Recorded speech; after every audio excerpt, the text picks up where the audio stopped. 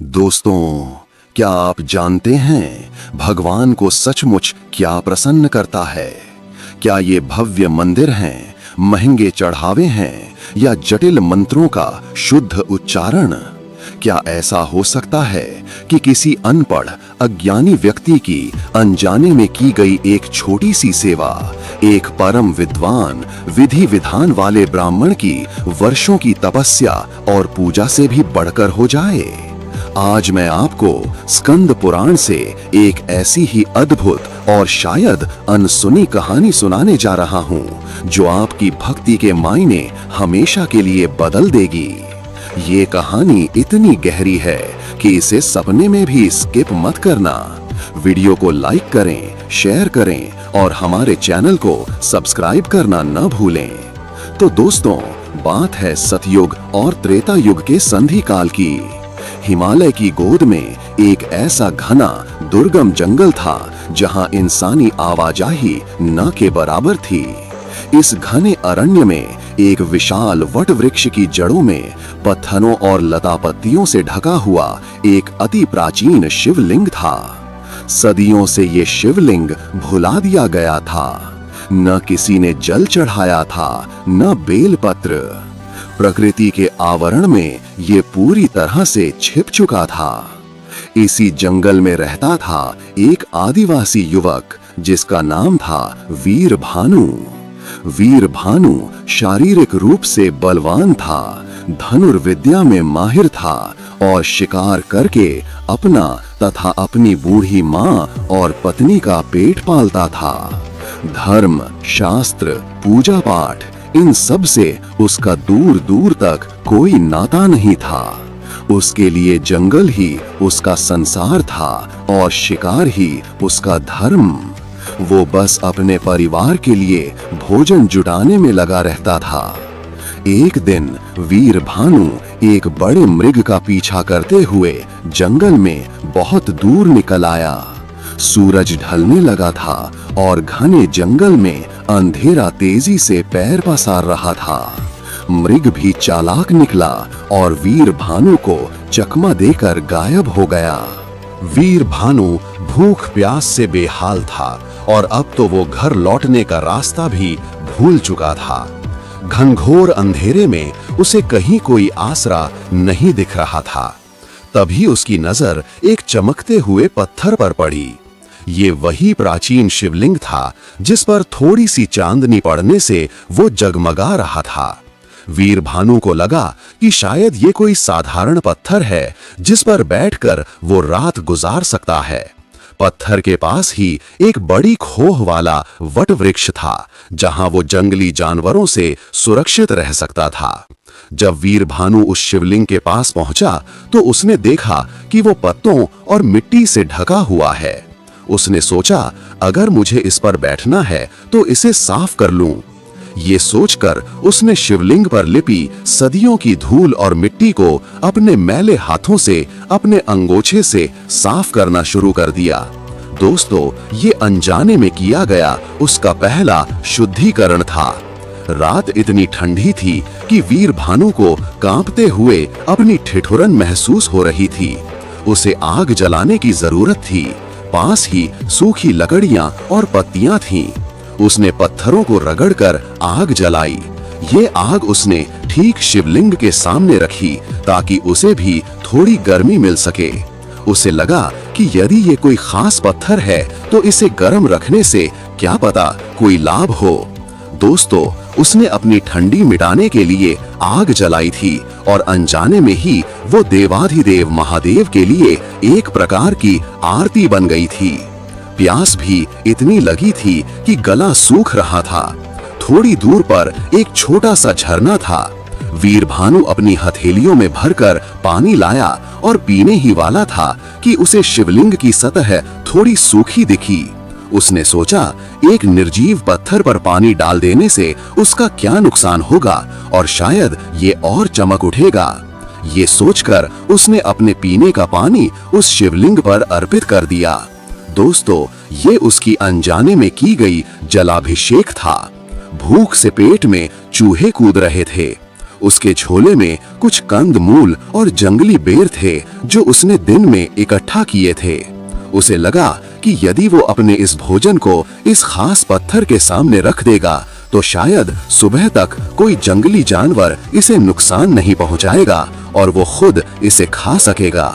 वीर भानु ने अपने सारे कंद मूल और बेर जो उसने बड़ी मुश्किल से इकट्ठे किए थे शिवलिंग के सामने रख दिए। दोस्तों, ये उसका निश्चल नैवेद्य था। पूरी रात वीर भानु वहीं बैठा रहा, ठंड और जंगली जानवरों के डर के बावजूद उस शिवलिंग की अनजाने में रखवाली करता रहा। भोर होते ही वो थकान के बावजूद संतोष महसूस करता हुआ अपने घर की ओर चल पड़ा। कई दिनों बाद उसी रास्ते से एक परम विद्वान सात्विक ब्राह्मण नामतः शंकराचार्य। दोस्तों, ये नाम आदि शंकराचार्य से भिन्न एक पारंपरिक ब्राह्मण को इंगित करता है, कृपया भ्रमित ना हो, गुजर रहे थे। शंकराचार्य अपने शुद्ध वैदिक नियमों और कर्म कांडों के पालन के लिए पूरे प्रदेश में प्रसिद्ध थे। जब वे उस वट वृक्ष के पास पहुंचे तो उन्होंने वो शिवलिंग देखा। सालों से उन्हें इस लिंग के बारे में कोई जानकारी नहीं थी। वे अत्यंत प्रसन्न हुए।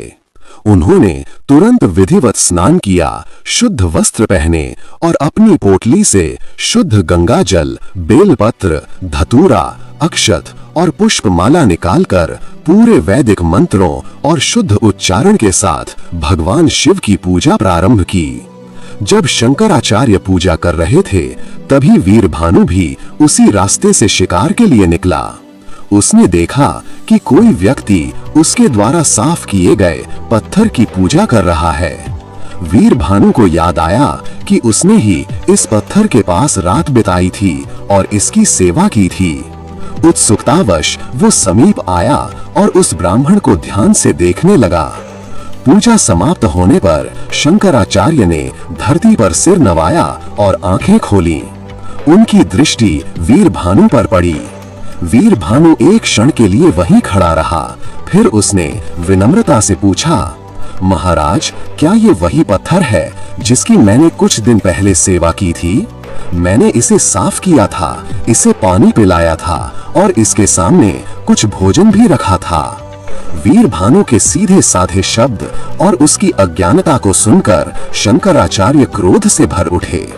उन्होंने घृणापूर्वक कहा, अरे मूर्ख, अज्ञानी, ये पत्थर नहीं, ये देवाधिदेव महादेव का पवित्र शिवलिंग है।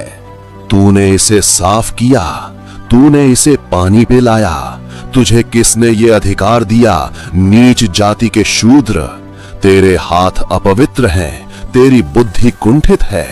तूने अपने गंदे हाथों से बिना मंत्रों के, बिना शुद्धिकरण के इस पवित्र लिंग का स्पर्श किया और इसे अपवित्र कर दिया। तूने इस पर अपने अशुद्ध कंदमूल रखकर इसे भोग लगाने का पाप किया है।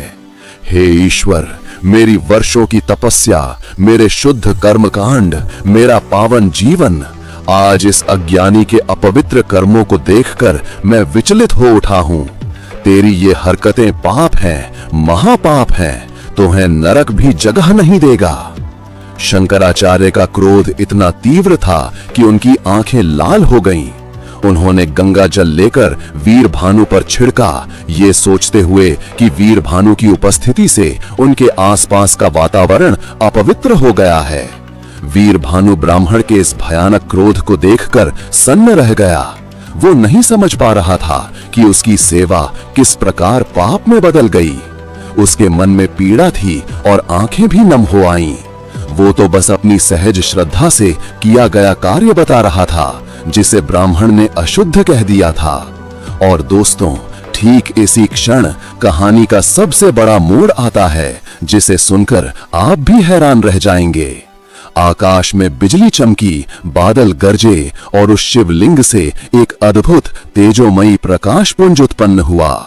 स्वयं भगवान शिव अपने दिगंबर स्वरूप में प्रकट हुए। उनके जटाजूट से गंगा की धाराएं फूट रही थीं। उनके तृतीय नेत्र से असीम ऊर्जा का प्रस्फुटन हो रहा था और उनके गले में सर्प सुशोभित था। उनकी काया अत्यंत तेजस्वी थी, पर उसमें शांति और प्रेम का भाव भी मुखरित हो रहा था। शिव के प्राकट्य से पूरा वन दिव्य प्रकाश से जगमगा उठा और एक मधुर सुगंध फैल गई। शंकराचार्य और वीरभानु दोनों ही भय और विस्मय से अवाक रह गए। वे नतमस्तक हो गए। भगवान शिव ने अपने गंभीर पर शांत स्वर में कहा, रुको शंकराचार्य, अपने इन शब्दों को रोको। तुम अपने ज्ञान और अहंकार में इतना अंधा हो गए हो कि तुम हृदय के शुद्ध भाव को नहीं देख पाते। मैं देवों का देव महादेव हूँ, मैं भूत भावन हूँ, मैं सर्वव्यापी हूँ। मैं वेदों, मंत्रों और कर्म कांडों के पीछे के उस मूल भाव को देखता हूँ जो तुम्हारे कर्मों में अनुपस्थित है। शिव ने वीरभानु की ओर देखा और उसके सिर पर हाथ रखकर आशीर्वाद दिया। हे वीरभानु, तुम्हारा ये सरल हृदय, तुम्हारी निष्काम सेवा, तुम्हारा निस्वार्थ प्रेम ही मुझे सबसे अधिक प्रिय है। तुमने न किसी मंत्र का उच्चारण किया, न किसी विधि का पालन किया। तुम्हारे हाथ अपवित्र नहीं थे, तुम्हारे भाव पवित्र थे। तुमने प्यास से व्याकुल होकर मेरे ऊपर जल डाला, ये जानते हुए कि मैं एक पत्थर मात्र हूँ और तुम्हारे लिए जल की आवश्यकता थी। ये तुम्हारा जलाभिषेक था। तुमने अपने जीवन के आधार, अपने भोजन के अंश को मेरे सामने रखा, क्योंकि तुमने मुझे अपना मान लिया था। ये तुम्हारा नैवेद्य था। तुमने अपनी ठंड मिटाने के लिए अग्नि जलाई, ये नहीं जानते हुए भी कि वो मेरे लिए आरती बन गई। तुमने अपने बैठने के स्थान को साफ करने के लिए मुझे अपने कपड़े से पोंछा, वो मेरा शुद्धिकरण था। हे वत्स, तेरी श्रद्धा इतनी गहरी और निर्मल थी कि तुमने बिना किसी उम्मीद या स्वार्थ के मेरी सेवा की। तेरी अज्ञानता भी ज्ञान से बढ़कर है, क्योंकि तेरी अज्ञानता में तेरा हृदय निर्मल है, जबकि कुछ ज्ञानी लोगों का ज्ञान अहंकार से दूषित है। फिर शिव ने शंकराचार्य की ओर देखा, और तुम शंकराचार्य, वर्षों से तुम कर्म कांड का पालन कर रहे हो, वेदों का अध्ययन कर रहे हो, पवित्रता का व्रत धारण किए हो, लेकिन तुम्हारे मन में दूसरों के प्रति घृणा और अभिमान व्याप्त है। तुमने अपने पवित्र ज्ञान का प्रयोग एक अज्ञानी पर सरल हृदय भक्त का तिरस्कार करने के लिए किया। मेरा भाव यही है कि कर्मों की शुद्धता तभी सार्थक है जब मन शुद्ध हो।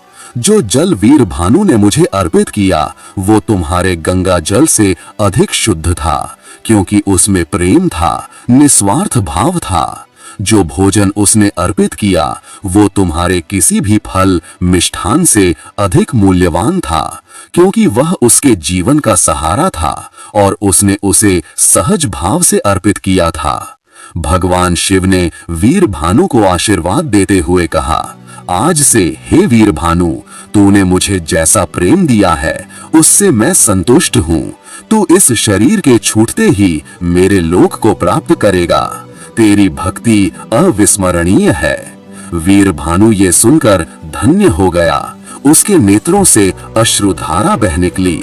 वह अपने स्वामी के चरणों में गिर पड़ा। भगवान शिव ने फिर शंकराचार्य की ओर देखते हुए कहा, शंकराचार्य, तुम एक महान ज्ञानी हो, लेकिन तुम्हें अभी हृदय का ज्ञान सीखना बाकी है। शुद्ध हृदय ही वास्तविक ज्ञान की कुंजी है। जाओ, जाकर इस लोक में केवल कर्म कांड का ही नहीं, बल्कि समता, प्रेम और करुणा का उपदेश दो। समझो कि सच्ची पवित्रता शरीर की नहीं, आत्मा की होती है। शंकराचार्य ने अपने अहंकार के महल को ढहता देख अत्यंत लज्जित हुए। उन्हें अपनी गलती का एहसास हुआ। वे भी भगवान शिव के चरणों में गिर पड़े और क्षमा याचना की। भगवान शिव ने उन्हें भी आशीर्वाद दिया और अंतर्धान हो गए। तो दोस्तों, स्कंद पुराण की ये अद्भुत कथा हमें यही संदेश देती है कि भगवान भाव के भूखे हैं। वे बाह्य आडंबरों और कठोर कर्मकांडों के मोहताज नहीं। सच्ची भक्ति वो है जो निस्वार्थ भाव से, हृदय की शुद्धता से की जाती है। वीर भानु की अज्ञानता में छिपी उसकी सहज श्रद्धा और प्रेम ने उसे परम पद प्रदान किया, जबकि शंकराचार्य का ज्ञान अहंकार के कारण कुछ समय के लिए उन्हें भ्रमित कर गया।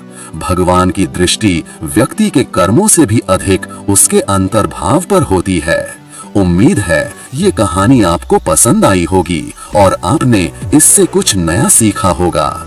कमेंट्स में हमें जरूर बताएं कि आपको ये कथा कैसी लगी। मिलते हैं अगली वीडियो में। जय भोलेनाथ।